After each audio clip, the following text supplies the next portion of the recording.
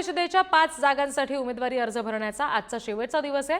भाजपकडून 3 नावे जाहीर झाली। संदीप जोशी, संजय केनेकर, दादाराव केचे हे आज अर्ज भरतील आणि शिंदेची शिवसेना आणि अजितदादांची राष्ट्रवादी मात्र अजूनही आपल्या उमेदवारांची नावे सांगत नाहीये। ही नावे गुलदस्त्यात आहेत। आणखी तपशील घेऊया प्रतिनिधी सुशांत सावंत यांच्याकडून।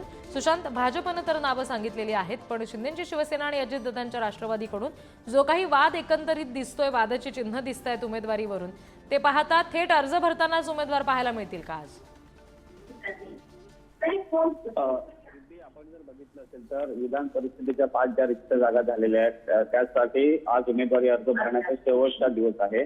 भाजपनं आपले 3 नावं जी आहेत उमेदवार जाहीर केलेले आहेत, मात्र एकनाथ शिंदेचे शिवसेना आणि अजितदादांची राष्ट्रवादी काँग्रेस यांचे उमेदवार अद्याप जाहीर झालेले नाहीत। आज खरं तर 3 वाजेपर्यंत उमेदवारी अर्ज भरण्याचा वेळ आहे, त्यामुळे कधी नेमकी 2 नावं जी आहेत ते जाहीर करणार। अजित पवार यांचा एक उमेदवार आणि एकनाथ शिंदेच्या शिवसेनेचा एक उमेदवार, इतकं गुलदस्त्यात नावं का ठेवण्यात आली? कारण आपण जर बघितलं असेल तर एकनाथ शिंदेकडून बरेच जे आहेत ते विधान परिषदेत इच्छुक होते, मात्र ऐनवेळी नाराजी नाट्य नको म्हणून आतापर्यंत जे आहे ते उमेदवार त्यांचा जाहीर करण्यात आलेले।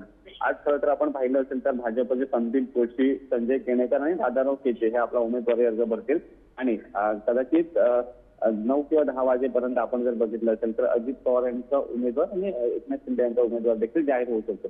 त्यामुळे आपण जर बघितलं असेल तर विधान परिषदेच्या 5 जागा रिक्त झालेल्या होत्या आणि त्यासाठीच खऱ्या अर्थाने ही निवडणूक होते आणि ही निवडणूक बिनविरोध होईल अशी देखील शक्यता वर्तवली जाते।